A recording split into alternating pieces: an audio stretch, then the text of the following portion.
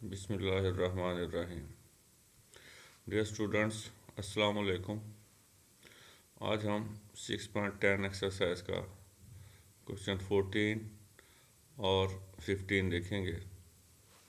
इस क्वेश्चन में हमने अरिथमेटिक मीन, ज्योमेट्रिक मीन और हार्मोनिक मीन फाइंड करना है।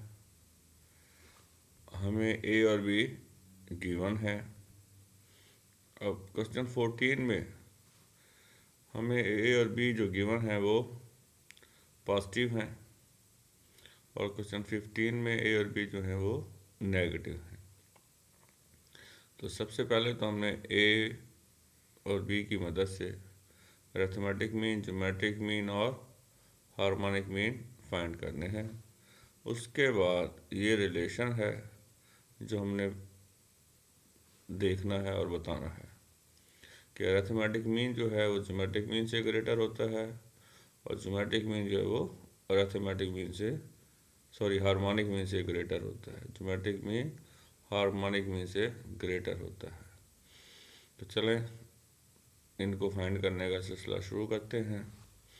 तो अरिथमेटिक मीन का सबसे पहले हम फार्मूला लिखेंगे। अरिथमेटिक मीन को हम कैपिटल ए से डिनोट करते हैं, ये आप जानते हैं।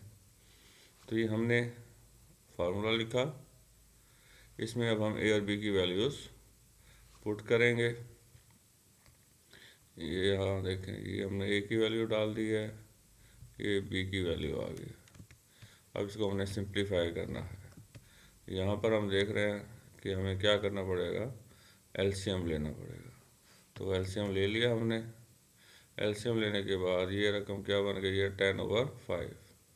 ये लिख दी हमने। उसके बाद जो नीचे वाली रकम है ये 2/1 है और क्योंकि डिनोमिनेटर में है इसका रेसिप्रोकल हो जाएगा 1/2। इसको अब आप जब सिंप्लीफाई करेंगे तो हमारे पास क्या आ जाएगा, 1।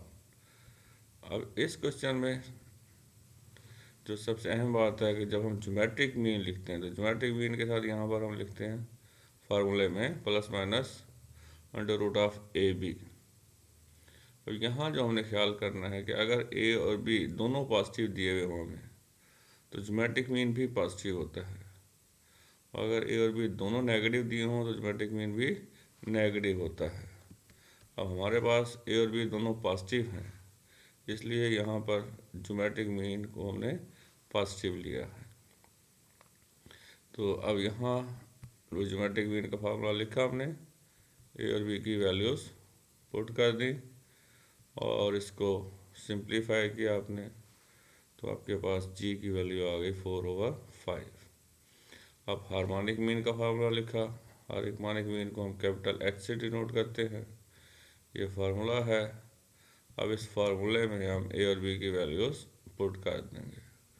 तो ये आप देख लें, ए और बी की वैल्यूज़ आ गई इसमें।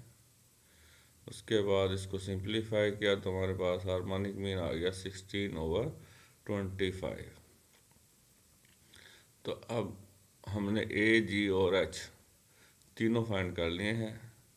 ए 1 है, जी हमारे पास 4/5 है। अगर हम 4 को 5 पर डिवाइड कर दें पॉइंट्स में, ये 0.80 आ जाएगा।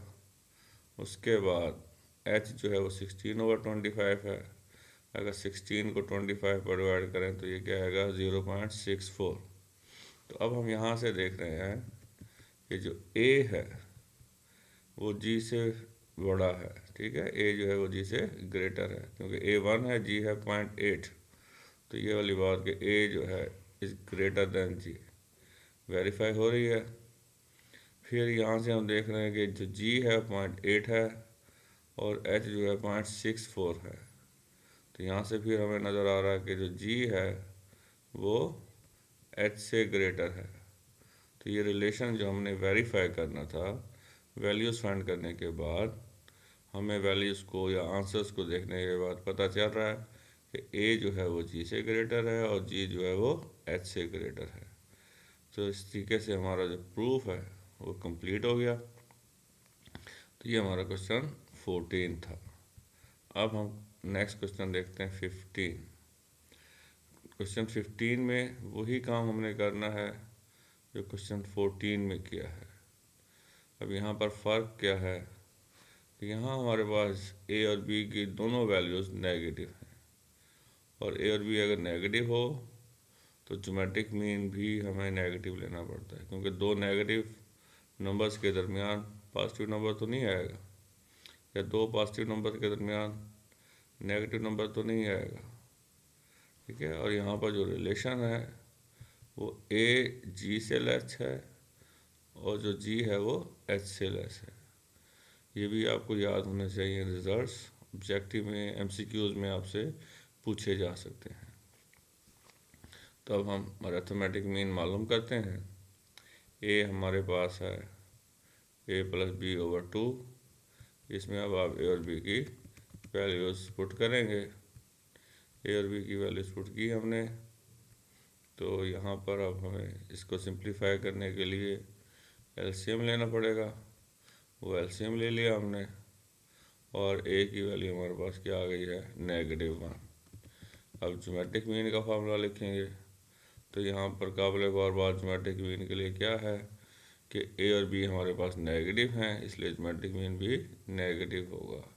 इसलिए अंडर रूट ए बी से पहले हमने नेगेटिव का साइन लगा दिया। अब ए और बी की वैल्यूज पुट की और इसको सिंप्लीफाई किया, तो जी की वैल्यू क्या आ गई हमारे पास, -4/5। अब हार्मोनिक मीन मालूम करते हैं। हार्मोनिक मीन का फार्मूला लिखा हमने।